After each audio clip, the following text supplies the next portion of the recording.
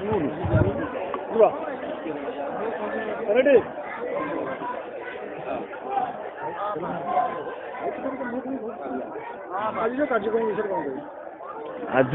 प्रधानमंत्री नरेंद्र मोदी आह्वान रे नूतन मतदाता अभियान अंतर्गत सम्मेलनी धामनगर ब्लॉक रे अनुष्ठित हो जाइछि।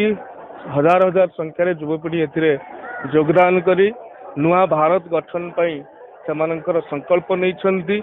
नुआ भारत रे 60% भारतीय हेउछंती युवक बा युव बयसर सेमानंक उपरे आसंता कालीर भारतर भविष्य निर्भर करुछि।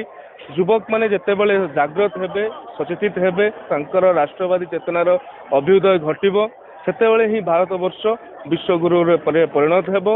एवं धामनगर रु आज ये धारार निर्माण होईछि, धारार आरंभ होईछि। बहु संख्यार स्कूल कॉलेज तथा स्कूल कॉलेज छात्र छात्री माने एवं युवबंधु माने एठारे उपस्थित रही ए संकल्पटी निज हाथ को नहीं।